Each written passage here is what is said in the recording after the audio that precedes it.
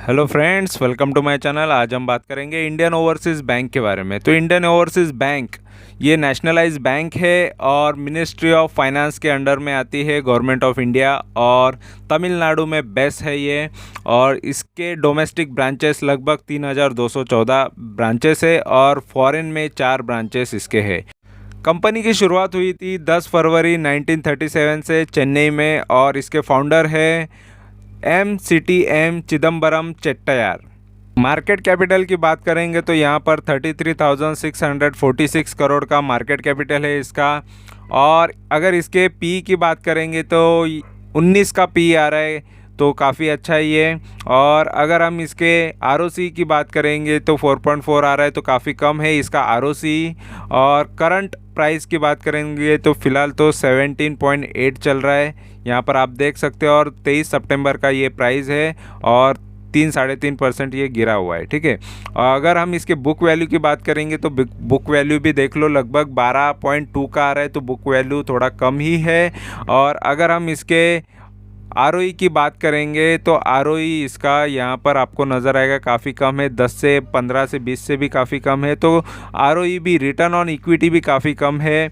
और अगर हम इसके हाई और लो की बात करेंगे तो 15 से लेकर 24 तक इसका भाव रह चुका है, तो लो इसका 15 है और 24 तक इसका हाई जा चुका था। और डिविडेंड की बात करेंगे तो कुछ भी नहीं देती है। और फेस वैल्यू की बात करेंगे तो 10 रुपये का फेस वैल्यू इसका है फ़िलहाल, ठीक है। अगर हम इसके एक दिन के चार्ट की बात करेंगे तो देखो यहाँ पर आपको देखने मिलेगा कि ये 3.5% ये गिर चुका है 23 सितंबर 2022 को, ठीक है। तो वहाँ से काफ़ी गिरावट इसने दिखाई है, ओवरऑल मार्केट गिरने की वजह से भी। और 5 दिन की अगर हम बात करेंगे तो 5 दिन में देखो शेयर किस तरीके का परफॉर्म कर चुका है। तो लगभग 2-2.5% ये गिरावट इसने दिखाई है, हमको ये नज़र आ रहा है। और एक महीने की बात करेंगे तो एक महीने में भी आधा टक्का या 0.28% ये गिरावट इसने दिखाई है। और 6 महीने से जो भी होल्डेड है उनके लिए ये शेयर ने आधा % का गिरावट इसने दिखाया है। और वाईटीडी यानी जनवरी से अभी तक की बात करेंगे तो देखो जनवरी से सितंबर तक तो ये शेयर लगभग 13-13.5% गिर चुका है। और अगर हम एक साल की बात करेंगे तो लगभग 11-11.5% ये गिरावट इसने दिखाई है, ठीक है। और 5 साल की बात करेंगे तो 5 साल में जस्ट 19-20% ये गिरावट हमको देखने मिली है। और मैक्स की बात करेंगे तो मैक्स के रिटर्न्स यहाँ पर आप देख सकते हो, लगभग ये 2015 दिसंबर 2000 के टाइम की है, लगभग 22 साल हुए हैं। 22 साल में ये शेयर ने जस्ट 82% के रिटर्न्स दिए हैं। तो ये शेयर ने लॉन्ग टर्म वालों को काफ़ी ख़राब रिटर्न दे चुका है ये शेयर, अगर कोई होल्डिंग में है तो, ठीक है। तो ये काफ़ी ख़राब ये रिटर्न्स है और अब तक इसने कुछ अच्छे रिटर्न्स दिए नहीं है। बट इसमें मेरी जर्नी रही है, ये शेयर में मेरी होल्डिंग रह चुकी है। और मेरी होल्डिंग कितनी रही है ये भी मैं दिखा देता हूँ, आपको बता देता हूँ कि मैंने इसमें बाय कब से किया था और सेल कब किया, ठीक है। तो यहाँ पर चार्ट में मैं मेरा प्राइस बताने वाला हूँ कि मेरी इन्वेस्टमेंट प्राइस स्टार्टिंग कब से हुई थी। तो ये शेयर के अंदर मैंने एंट्री की थी लगभग 2017 में, 7 फरवरी 2017 में। तो 2017 यहाँ पर मैं आपको लेके चलता हूँ, ठीक है। तो वो टाइम से आपको ये नज़र आएगा कि वो टाइम से कितना यहाँ पर नुकसान भी हो चुका था। तो ये मैं आपको दिखा देता हूँ। तो फरवरी का टाइम था, तो यहाँ पर आपको ये यहाँ पर 7 फरवरी का टाइम है, 7 फरवरी 2017, ठीक है। तो 7 फरवरी 2017 यहाँ पर आपको मिल जाएगा, ये पूरे मंथ का चार्ट है, मंथ का कैंडल है। तो इसमें मेरा प्राइस था लगभग 28.80 का। तो यहाँ पर 28-29 के प्राइस पे मैंने इसमें एंट्री की थी, ठीक है। वहाँ से ये शेयर ने काफ़ी यहाँ पर आपको देखने मिलेगा गिरावट दिखाया था, थोड़ा सा बढ़ा था ये, ऐसा नहीं है कि मई 2017 तक ये 32 रुपये का हाई मार चुका था। तो लेने के बाद ऐसा नहीं कि तुरंत गिरावट मुझे देखने मिली, तो थोड़ा बहुत हाई अच्छा खासा मिल गया था। लेकिन वहाँ तक मैंने इसको लॉन्ग टर्म के लिए लिया था, इस वजह से ये शेयर को और ज़्यादा मुझे होल्ड करना था। और होल्ड करने के बाद देखो क्या यहाँ से सीख मिलता है एक चीज़, ठीक है। तो यहाँ पर देखने मिला कि ये शेयर में कंटिन्यूसली गिरावट हमको देखने मिली। तो ये गिरावट के बाद यहाँ पर इसका प्राइस कहाँ तक, लगभग यहाँ पर आप देख सकते हो 2020 तक तो ओवरऑल ये काफ़ी ख़राब हो चुका था, लगभग 6-7 रुपये का शेयर हो गया था ये, 6 रुपये 85 पैसा, 6 रुपये 5 पैसे का भी लो नज़र आ रहा है ये मार्च में, तो 6 रुपया 5 पैसे का लो। तो देखो काफ़ी गिरावट ये शेयर ने दिखाया, लेकिन मेरी कंटिन्यू उसमें बाइंग चलती रही। जब जब गिरावट आती रही तब तक मैंने इन्वेस्टमेंट करते गया। 22 के प्राइस पे भी लिया, 14 के प्राइस पे भी लिया, 11 के प्राइस पे लिया, 10 के प्राइस पे लिया। तो हर एक प्राइस पे इन्वेस्टमेंट करने की वजह से थोड़ा बहुत मेरा एवरेज प्राइस नीचे आ गया, और यहाँ पर एंड में मैंने इसको बेचा लगभग 15 रुपया 40 पैसे के भाव पे मैंने इसको बेच दिया। और बेचा कब? 17 फरवरी 2021 को। देखो लगभग 5 साल लगाए मैंने इसमें, ठीक है, 4 साल लगाए, 2017 से 2021 तक टोटल मैंने 4 साल यहाँ पर ये शेयर के पीछे लगाए। लेकिन कितना फ़ायदा हुआ, फ़ायदा क्या हुआ, अच्छा ज़्यादा हुआ कम हुआ, ये मैं बता देता हूँ आपको कि एग्जैक्ट मेरा या ये शेयर में से जस्ट 29% आया, ठीक है। तो यहाँ पर नहीं, जस्ट 22% आया, 29% दूसरे इसका है, तो इसमें से जस्ट 22% आया। जो भी है रियलिटी में बताना पसंद करता हूँ, ज़्यादा होगा तो ज़्यादा बताऊँगा, कम हुआ है तो कम बताऊँगा। तो देखो यहाँ पर मुझे जस्ट 22% मिले हैं और मैं ये शेयर में से निकल गया। तो लगभग मैं इसमें से 15 के भाव पे निकल गया, 15 पॉइंट, ठीक है, तो 15.40 के भाव पे निकल गया। अगर मैं अभी भी रखता तो थोड़ा बहुत मुझे प्रॉफिट हो जाता, लेकिन और भी आगे ये शेयर बढ़ गया था, लेकिन मैंने इसको जल्द से जल्द निकाल दिया क्योंकि बहुत टाइम होल्ड कर चुका था और मैं वो टाइम पे सारे शेयर्स बेच रहा था कोविड के टाइम के बाद। अगर हम ये कंपनी के शॉर्ट एनालिसिस की बात करेंगे तो सबसे ज़्यादा यहाँ पर स्ट्रेंथ आपको नज़र आएंगी। तो स्ट्रेंथ में आप देख सकते हो यहाँ पर इसका ईपीएस जो है स्ट्रॉन्ग बता रहा है, स्ट्रॉन्ग एनुअल ईपीएस है।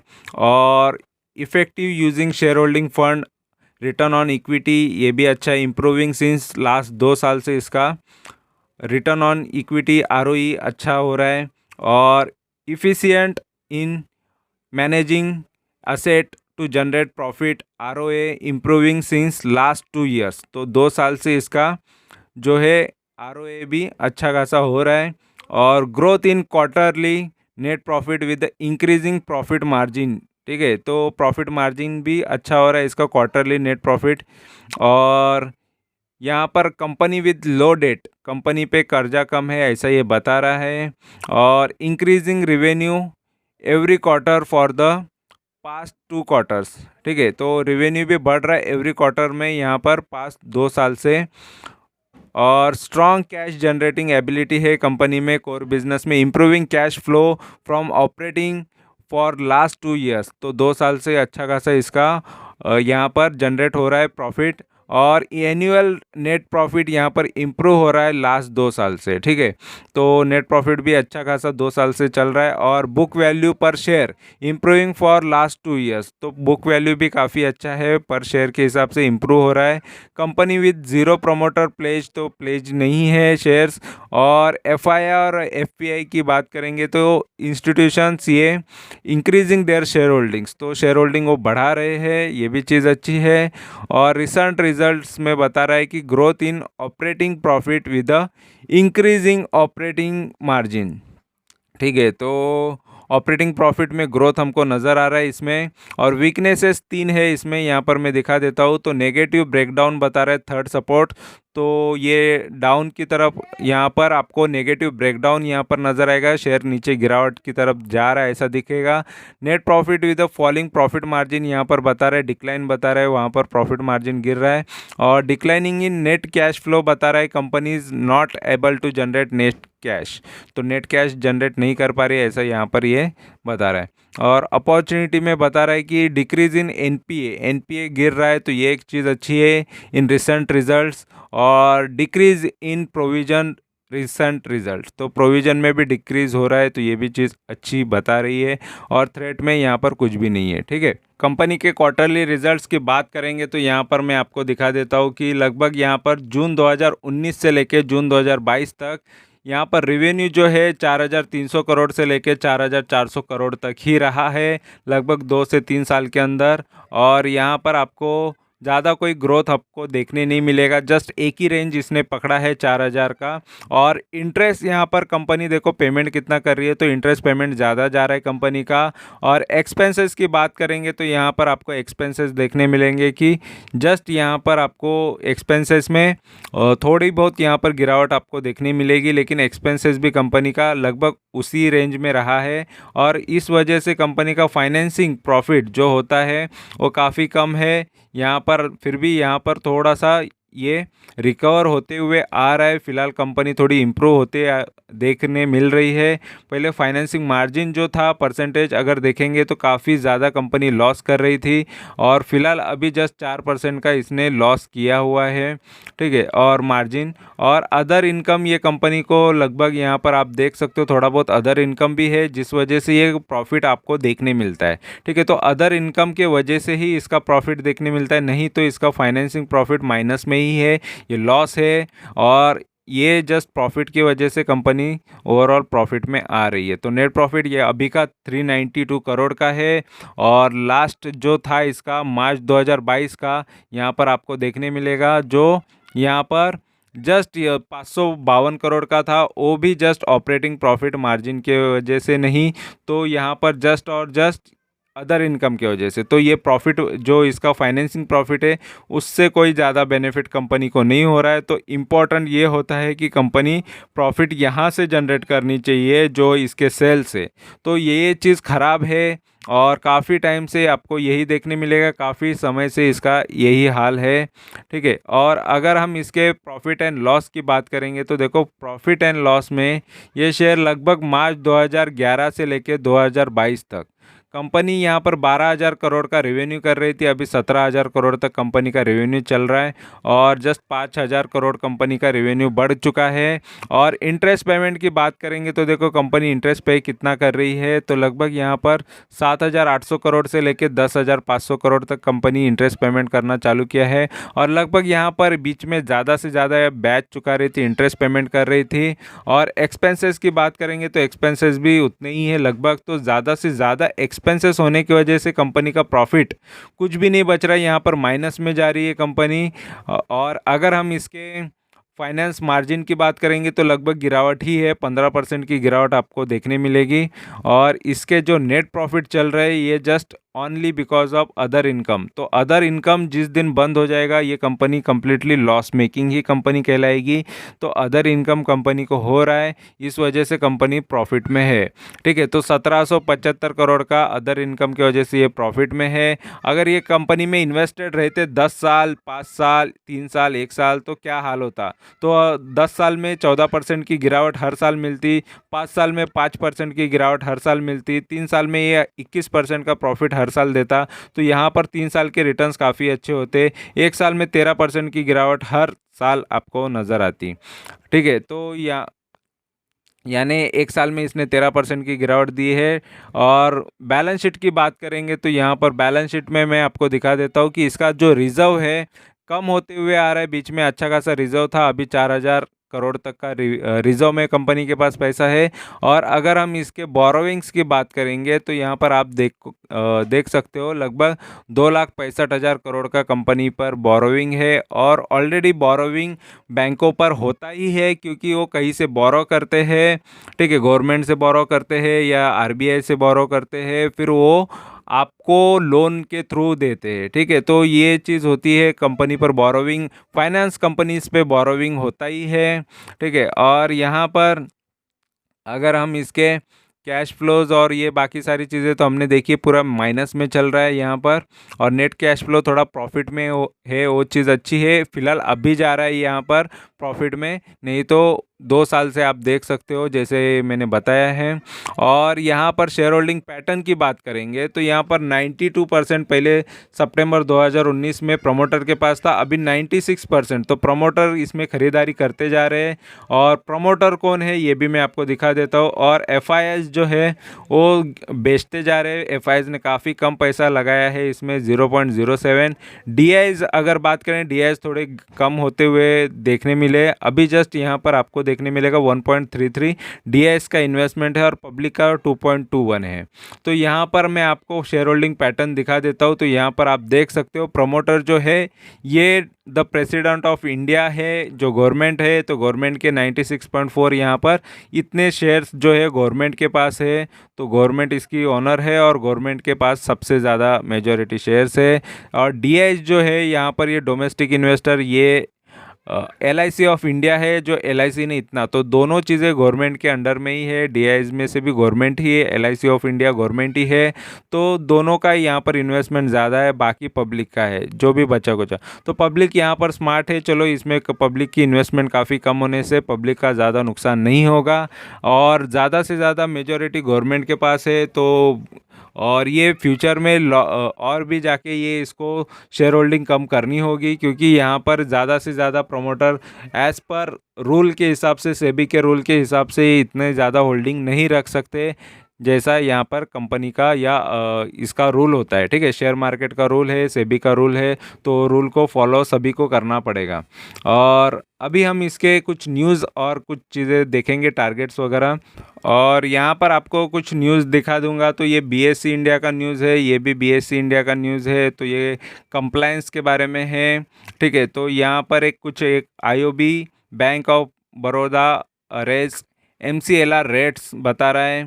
ठीक है, मैक्स लोन कॉस्टली यहाँ पर बैंक ऑफ IOB और बैंक ऑफ बड़ौदा, तो दोनों का यहाँ पर रेट हाइक हुआ है। इसका न्यूज़ है 9 सितंबर का। और 9 सितंबर का और एक न्यूज़ है जो यहाँ पर इंटरेस्ट रेट के आगे इंटरेस्ट रेट के बारे में ही है, जो BSE पर भी बताया गया है इन्वेस्टर को। ठीक है, और यहाँ पर ये BSE इंडिया का ही न्यूज़ है कंप्लायंस के बारे में। ठीक है, असेट कवर डिटेल्स यहाँ पर दी गई है। तो ये भी चीज़ें आपको BSE इंडिया पे मिल जाएगी, जो भी न्यूज़ है इसके बारे में। और 6 सितंबर का यहाँ पर देखो, जो भी यहाँ पर अभी न्यूज़ अवेलेबल है वो सारी चीज़ें मैं आपको बता देता हूँ। ठीक है, तो ये भी BSE इंडिया का लॉस ऑफ सर्टिफिकेट का यहाँ पर है। और मेन इम्पॉर्टेंट जो भी आपके लिए है वो रेट हाइक का ही है। यहाँ पर आप देख सकते हो रेज इंटरेस्ट रेट, डिपॉजिट्स के भी रेट बढ़ाए गए हैं। डिपॉजिट यानी आप जो FD लगाते हो, FD रहता है, उसका अच्छा खासा यहाँ पर ग्रोथ आपको मिलेगा, क्योंकि इन्वेस्टमेंट के लिए अभी फ़िलहाल फिक्स डिपॉजिट के रेट्स बढ़ रहे हैं, क्योंकि महंगाई बढ़ रही है। तो इस वजह से वो भी रेट बढ़ रहे हैं। और वहाँ पर आपको जो भी FD में इंटरेस्टेड होते हैं, FD में 6% 7% फिक्स इनकम चाहिए या फिक्स एक रेट ऑफ इंटरेस्ट चाहिए, उनके लिए ये अच्छा मौका होता है कि जब महंगाई थोड़ी बढ़ जाती है तो FD के रेट थोड़े बढ़ जाते हैं। ठीक है, तो इस वजह से जस्ट ये बढ़ाया हुआ है उन्होंने 10 BPS से। और यही यहाँ पर एक न्यूज़ है इसके बारे में, और कोई इसके बारे में दूसरी न्यूज़ तो हमको नज़र नहीं आ रही है। ठीक है, तो जो भी न्यूज़ है यहाँ पर मैंने शो कर दी है आपको। तो इंडियन ओवरसीज़ बैंक का यहाँ पर फाइनल जो रिव्यू आ रहा है, तो ये मैं बता देता हूँ। यहाँ पर ये शेयर ने तो मुझे काफ़ी टाइम बाद होल्ड करने के बाद भी कुछ अच्छा प्रॉफिट दिया नहीं। जिस तरीके से जो लॉन्ग टर्म में काफ़ी टाइम से 20-22 साल से भी जो इन्वेस्टेड है उनको भी इसने अच्छे रिटर्न्स दिए नहीं हैं। तो फिलहाल ये शेयर ने काफ़ी ख़राब रिटर्न्स इन्वेस्टर को दिया है। तो जो भी इसका पास्ट परफॉर्मेंस है इस हिसाब से मैं बता रहा हूँ। ठीक है, क्योंकि यहाँ पर आप देख सकते हो मैक्स में इसने गिरावट ही दिखाई है। तो फिलहाल लॉन्ग टर्म के लिए या आगे के लिए ये शेयर, जब तक इसके प्रॉफिटेबिलिटी अच्छी नहीं होती या फाइनेंस सेक्टर मोस्ट ऑफ दबा हुआ ही है और गवर्नमेंट बैंक्स या गवर्नमेंट सेक्टर में तो थोड़ा प्रॉब्लम होता ही है, तो इस वजह से मुझे तो ये शेयर में अच्छी खासी मूवमेंट आगे नज़र नहीं आती है। जस्ट थोड़े बहुत रिटर्न्स यहाँ से मिल सकते हैं, क्योंकि ये शेयर में मूव करने के लिए शेयर ही नहीं है। मार्केट में बेचेगा तो कौन बेचेगा, क्योंकि यहाँ पर सबसे ज़्यादा होल्डिंग तो प्रमोटर के पास होने की वजह से यहाँ पर इसकी ज़्यादा बाइंग सेलिंग नहीं होगी। पब्लिक के पास जो 2-2.5% के शेयर से 2-2.25% के शेयर से उसी में बाइंग सेलिंग होगी, तो यहाँ पर ज़्यादा ये शेयर को मूव कोई कर नहीं सकता। ठीक है, तो ये जैसे कि वैसे ही हमको ज़्यादा से ज़्यादा साल तक या ज़्यादा से ज़्यादा टाइम तक देखने मिलेगा, जब तक इसके शेयर्स बाहर नहीं निकलते गवर्नमेंट इसके शेयर्स नहीं बेचती तब तक ये स्ट्रांगली वैसे ही खड़े रहेंगे या थोड़ा थोड़ा मूवमेंट इसमें देखने मिलेगा। ठीक है, तो ये था मेरा फाइनल इस पर रिव्यू। और बाकी यहाँ पर मेरी जर्नी भी मैंने बता दी है और शेयर के बारे में भी बता दिया है। आपको इन्फॉर्मेशन अच्छी लगी होगी तो ज़रूर चैनल को सब्सक्राइब करो, लाइक करो, कमेंट करो, दोस्तों के साथ शेयर करो। और इस तरीके के वीडियोस को कंटिन्यू देखने के लिए सब्सक्राइब के साथ साथ बेल आइकॉन को भी दबाया करो। ठीक है, तो नहीं तो आपको नोटिफिकेशन नहीं आएंगे। तो thank you very much for watching my video. Thank you, bye bye.